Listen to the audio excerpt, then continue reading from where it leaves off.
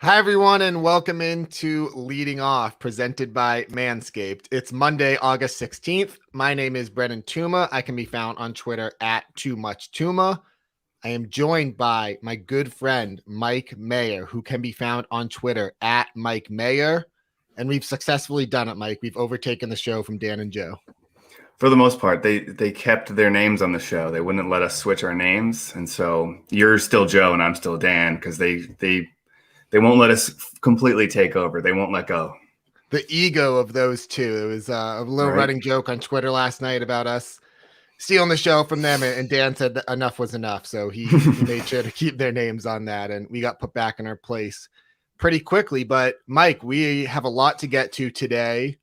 It's the middle of August. It's kind of crunch time for fantasy baseball purposes here. You know, in head-to-head leagues, playoffs are probably starting pretty soon for most people.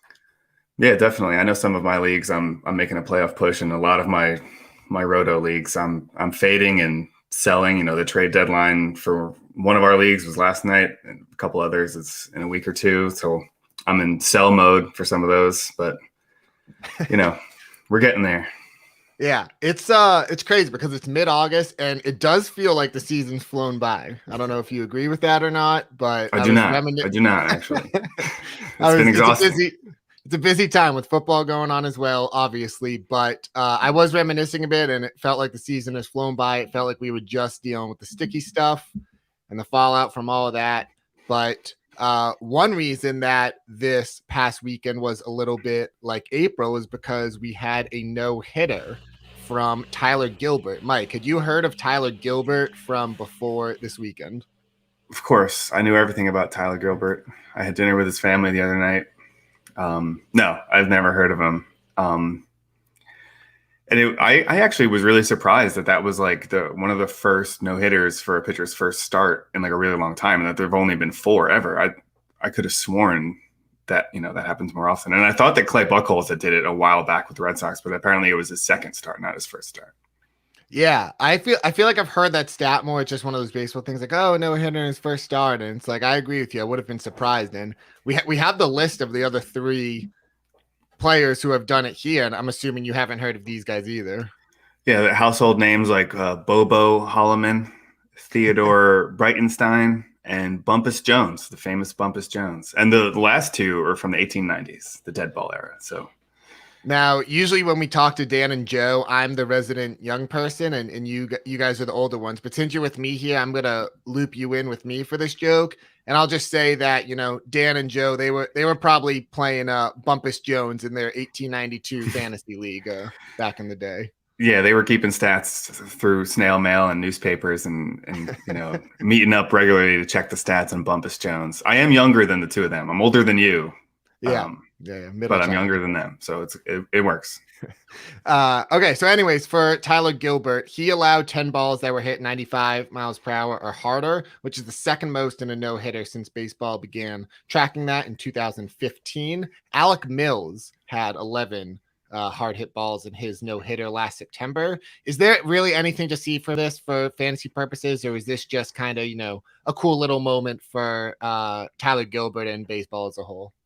Very cool moment. I would not go out and add Tyler Gilbert in your leagues. And even like I watched the last few innings of that start, and then I watched it back, just kind of like the quick highlights. And I was watching it before I saw that stat, and I was like, is this the least impressive no-hitter you've ever seen? And then I was like, oh no, Alec Mills was the least impressive no-hitter I've ever seen. But this one was close. Yeah, by that match. There's also one, it was like, wasn't it Edwin Jackson? He had like 8 walks and a no-hitter. Oh, yeah.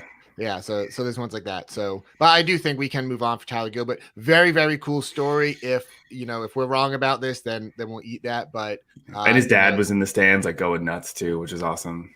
Yeah.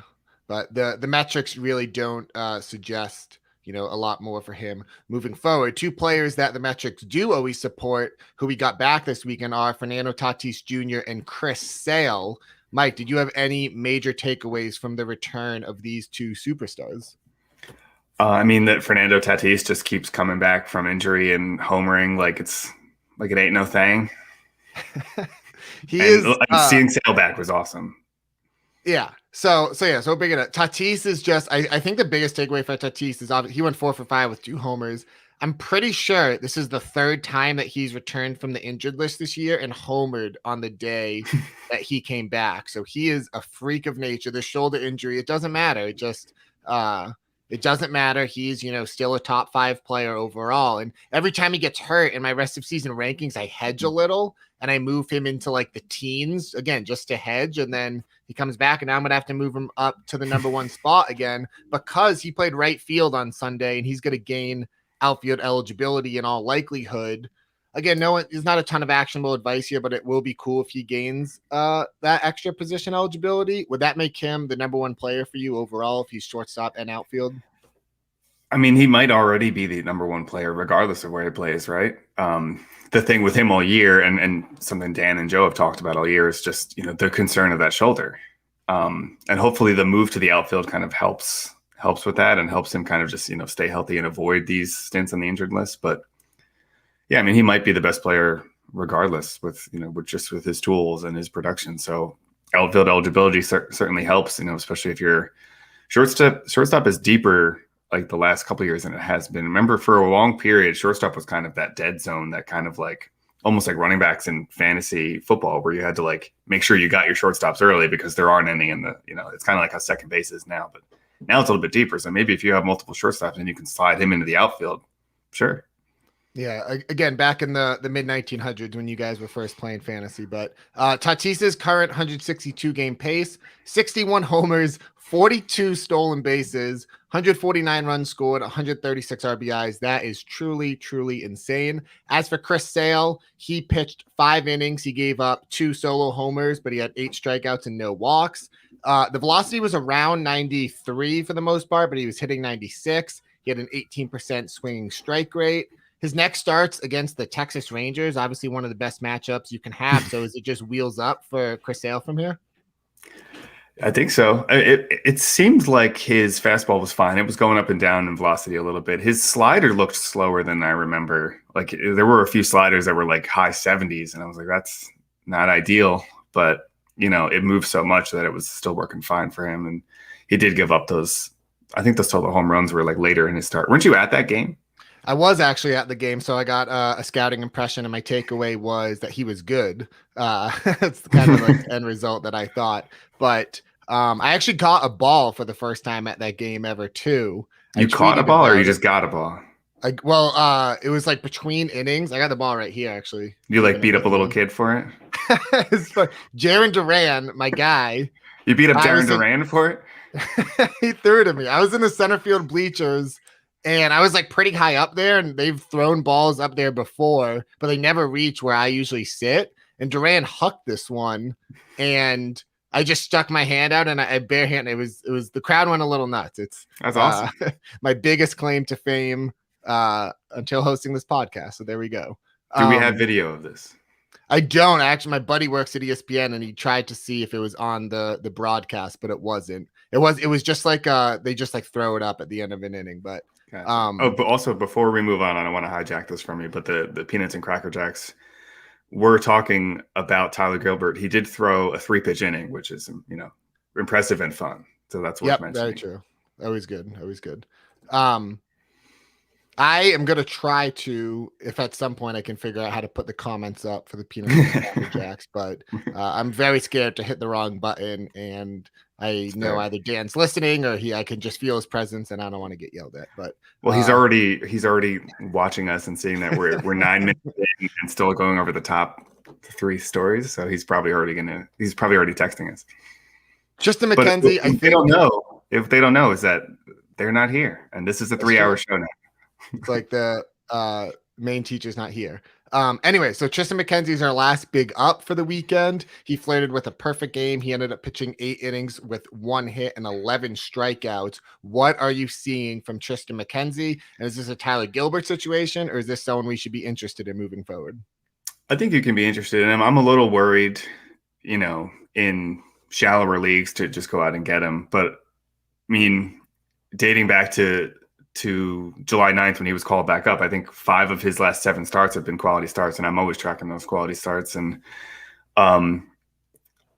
his walks are down, and it looked like he was running out of gas at the end of that start, which is fair. because he was at like 100 pitches just trying to throw a perfect game. But I was like texting you. I was like, Tuma, we're like 5 outs away from talking about a perfect game tomorrow. And then of course, like 1 out later, he ended up giving a hit. But this is a pitcher I was interested in coming into the season, and then he didn't, get off to the greatest starts. You know how I like my Cleveland Indians / Guardians pitchers like Zach Plesac, but I'm a little worried about him, but I think you can be interested in him definitely more than Tyler Gilbert. What do you think? Yeah, I think it really is something to be interested in, because coming into the year, like, there was optimism for him, and then he had a bunch of abbreviated starts and he just didn't have it. And it was an obvious drop, and there were questions about his durability and everything. But through June 12th, his walk rate was 20.6%. That is insane. That's an insane walk rate. Since he's come back in those 7 starts where 5 of them are quality, he has a 5.1% walk rate. So Cleveland is an organization who we know has had some success turning around pitchers' careers. I think that progress isn't always linear in a situation like this. So there's still been, even if you look at those 7 starts, a couple of them haven't been great, but he's definitely heading in the right direction. I think he's worth adding in most leagues. And, he might not be the one that wins you your league, but he could help. Someone that won't help as we move over to our 3 downs, Luis Severino had another setback. He's undergoing an MRI on Monday. He was scratched from Friday's rehab start. I'm just really concerned. Even before he had Tommy John, he had a shoulder injury, I think it was. There was another injury that Luis Severino had. It's been years since we've seen him, and I just don't know what we can expect moving forward.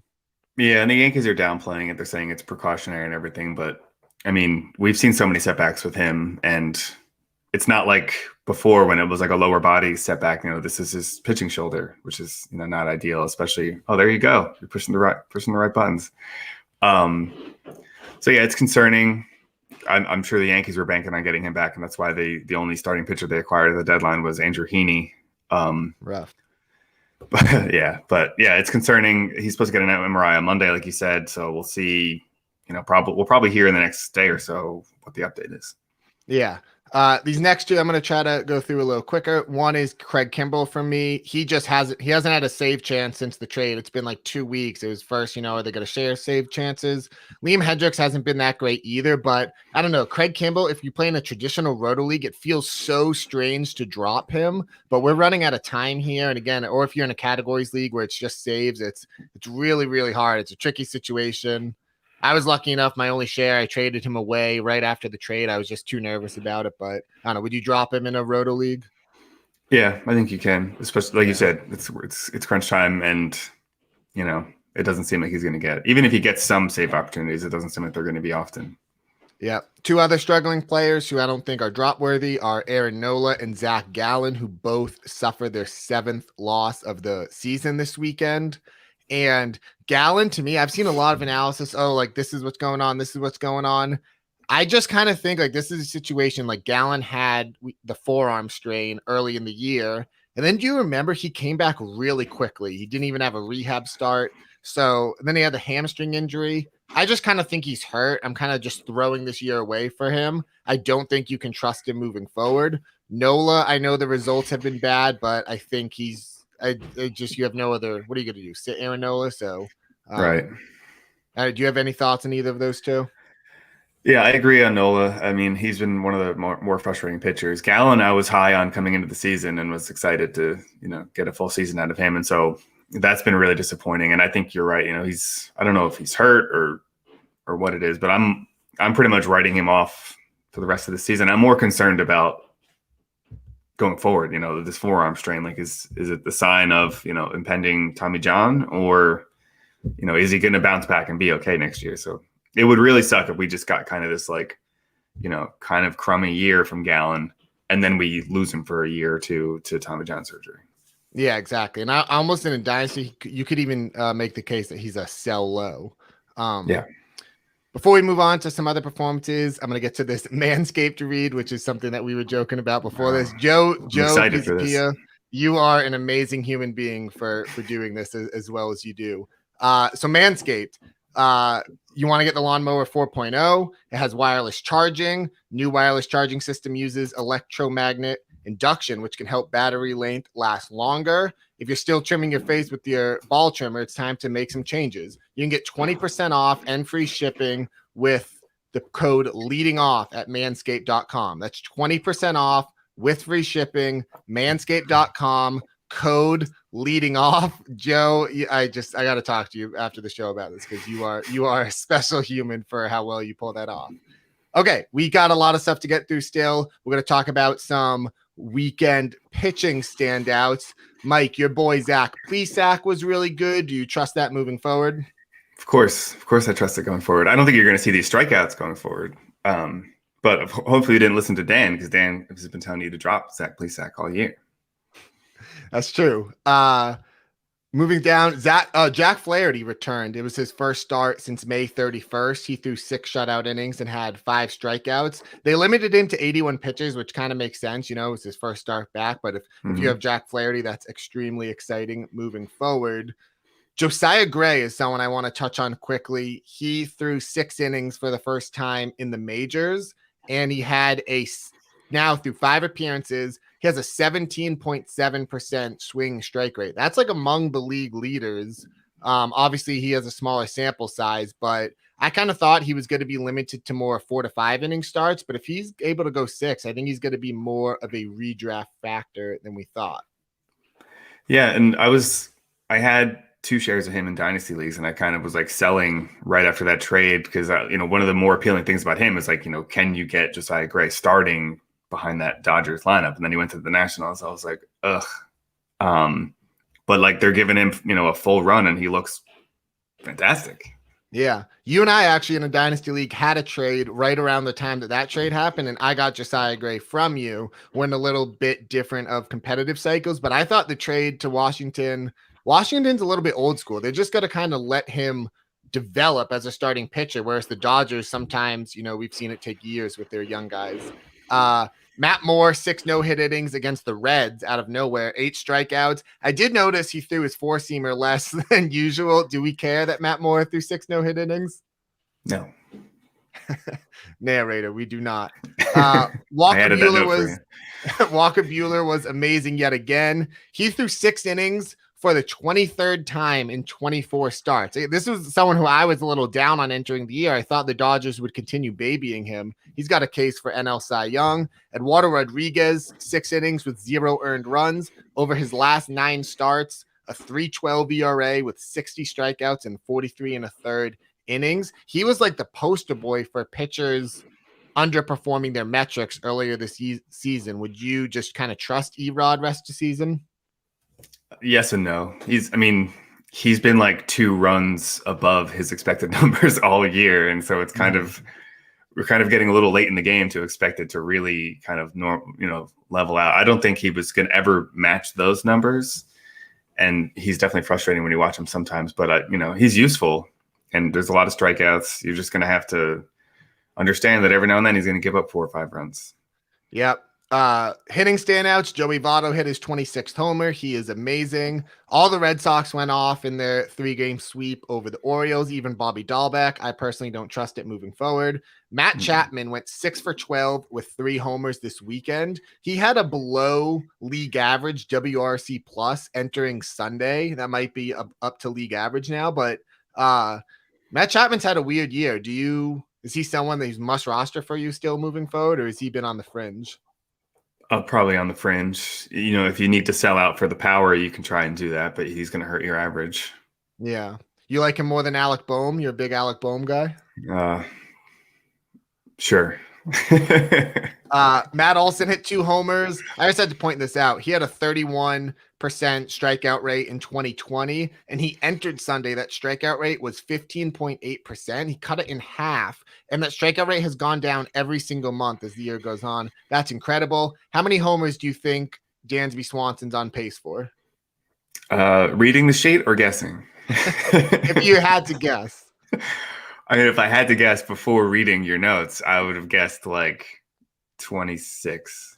Yeah, he just hit his 24th, a career high, and he's on pace for 33. So that's incredible. Joey Gallo had 2 homers. Also, Luke Voit homered Sunday, but Anthony Rizzo's expected back Monday today. Are you concerned about playing time with these guys at all? If they did want to jam everyone in, Aaron Judge would have to play center field.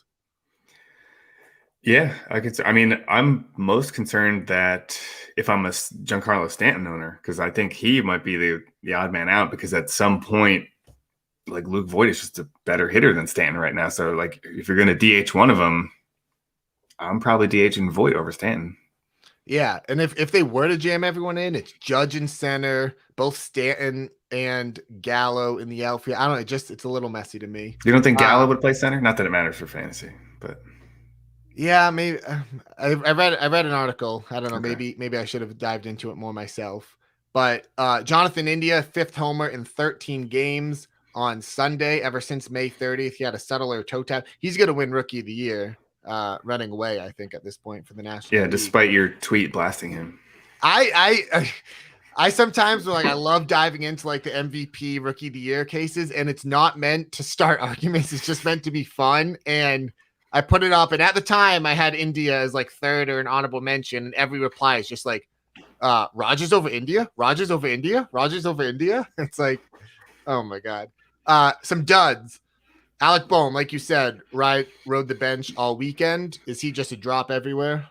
Yeah, at this point he has to be. And it's weird too, because like he was actually, despite like what everyone thinks, he was actually hitting better like as the season went on. He batted 329 in June, 296 in July, and like he was around 290 in the second half too.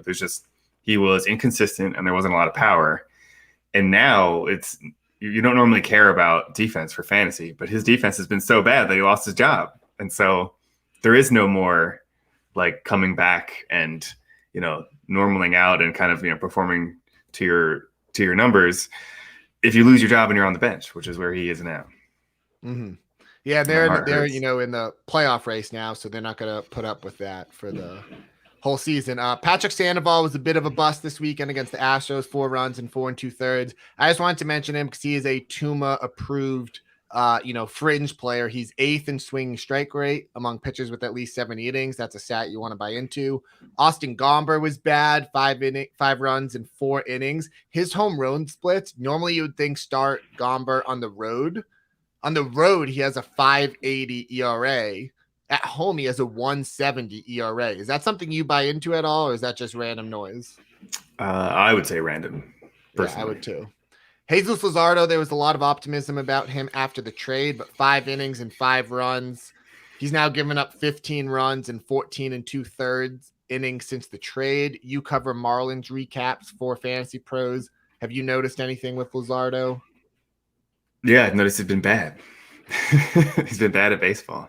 I still am bullish on him long term, but you just can't roster him in redraft anymore. And I was excited about the move to the Marlins and him getting called back up, and hoping that they would kind of figure him out a little bit like they've done with some of these other pitchers. But he's just a mess right now, and you can't roster him right now.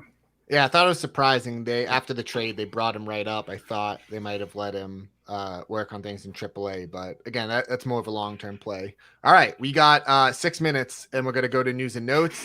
My biggest note from the weekend: Evan Longoria returned. Again, this is another Tuma-approved player. Evan Longoria returned from the 60-day IL. We have seen Giants veterans have some resurgences this year: Brandon Crawford and Buster Posey.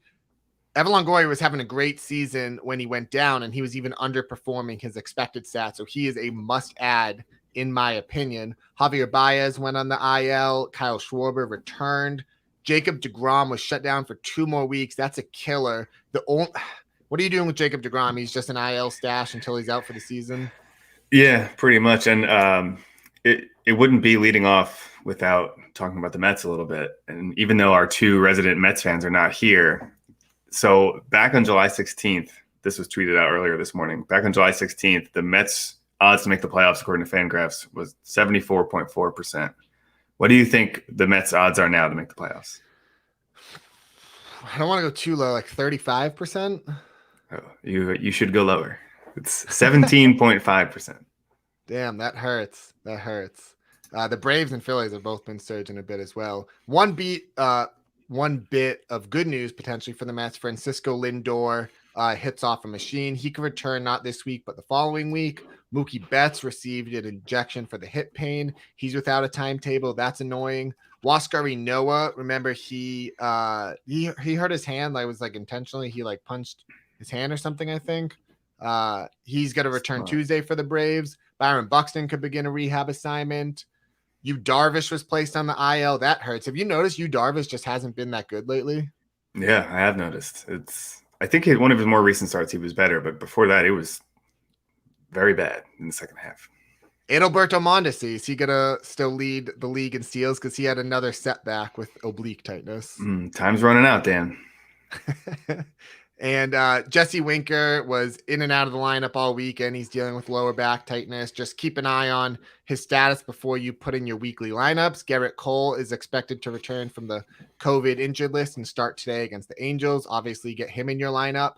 And last news and note, Spencer Torkelson was promoted to AAA. The Tigers have already said he won't reach the majors this year, but had to get a prospect no in. Mike. Had to sneak one in there. Had to. Can you catch us up on the home run calls from the weekend and everything going on with the Peanuts and the Cracker Jacks? I can, of course. So there's too many home runs to note from the entire weekend because the Peanuts and Cracker Jacks are so good at calling home runs. We're now up to 855 on the season. We're closing in on that coveted 1,000 mark. I think we're going to blow past it. Like Dan said, I think we could hit 1,200 personally. I think we can do it. So towards the top of the leaderboard, D. Gordon Liddy, who called Aaron Judge, is up to 22. Wonky Penguin, who called a catcher, as she is wont to do, is up to 21. KONSD got 2 home runs from Tatis yesterday. They're up to 20, as is Useless Panic, who got 2 from Max Muncy. And our own digger, Dan Harris, who I almost forgot to mention, despite texting about it over the weekend, is up to 18 thanks to a home run from Rafael Devers, which I believe landed near you at Fenway Park. Yep, it was again. I didn't catch that one. Only caught the Duran ball. Didn't feel like catching the Devers one, but that's good. And now we have a few minutes to finish things off with DFS. Mike, you are our resident DFS guy. Between the two of us, who are you building your lineups around today? Sure. So first, a question. Garrett Cole is coming back tonight. He's 10.9 on DK and 11.4 on FanDuel. Are you rostering him in cash games, or are you avoiding Garrett Cole because it's his first start back? I always pay up for pitcher. I love kind of the DFS theory. I think he's an easy fade in like a tournament, but I've personally, to be fully honest, my DFS play right now, I am deep in NFL preseason DFS. So my mind hasn't been in the baseball side of things, but I think you'd play him in cash. Okay. Also, to respond to a comment in the chat here, they said Joey P didn't get credit for Harper's Little League home run. He did not, because there was an error on that play. It was a triple and an error. And even so, I wouldn't give Joey P credit for an inside the park home run. As the Lord of the List, denied. Okay, so you are paying up for Cole. I'm not for that much. Although he is kind of one of the only aces I would. That's kind of the reason I said it, because I don't trust, Wade Miley or Touki Toussaint. Yeah, so those are the other arms, and it's kind of a weird slate. There's only 10 games tonight, and I don't love a lot of the matchups, and so a few of the arms are either kind of like hybrid cash and GPP arms, and so it's Touki Toussaint, Wade Miley, and our own Cal Quantrill, another Cleveland pitcher who's got, I think, 5 or 6 quality starts in a row now. He's just been fantastic lately. So Toussaint is 8,400 on DK, 7,900 on FanDuel. Wade Miley, 8,200 on DK, 8,800 on FanDuel. And then Quantrill is 7,800 on DK and 8,500 on FanDuel. And I think on DK, I would, if you're going 2 starters, I would probably go with Miley and Quantrill as my 2 starters. And I've seen some other analysts going with Griffin Jacks against Cleveland. I'm not going with Griffin Jacks in any of my lineups. No, thank you. Stacks for tonight: Rockies, Giants, and Rays. Go ahead. No, I was going to say quickly on the stacks, and then we got a guy here before we get yelled at. That's okay. They go over all the time. It's a Monday show. It's a long show. Okay. So Rockies, Giants, Rays is the stack. Some lineup builders: Connor Joe, 2,800 on DK, 2,900 on FanDuel. Are you a Connor Joe guy, Tuma? He's no. More of a Joe Pisapia guy. Darren Ruff, who I remember from years ago with the Phillies. Darren Ruff, 2,500 on DK, 2,600 on FanDuel. And then, of course, to bring it back full circle, Evan Longoria, 3,500 on DK, 2,600 on FanDuel. And another name I would probably target is Adam Duvall against the lefty in Miami tonight. Gotcha. Home run calls of the night very quickly. I think Joe and Dan are both going to put it in Discord. Mike, do you have yours ready? Sure. Since I got my chance on the chat here, I'm gonna go with Otani bot against Garrett Cole because I know that Joe loves the bots, so I had to mention a bot now that Joe has been fired. There you go. I haven't been as participating in this, but I will just say Evan Longoria as a reminder to go make sure he is rostered in all your leagues. We got to get out of here. This was Brendan Tuma at Too Much Tuma filling in for Joe Pisapia, and this was Mike Maher at Mike Maher filling in for Dinger Dan Harris. Mike, this was a blast to do. It flew by. You think we did okay? I think so. Also, don't forget to get your leading off merch. I got my leading off shirt. And I had to wear the Fantasy Pros hat for Dan Harris because he always wears it. Thanks, everyone, for being here. Leading off will return tomorrow on Tuesday at the same time. Mike, have a good rest of your day, bud.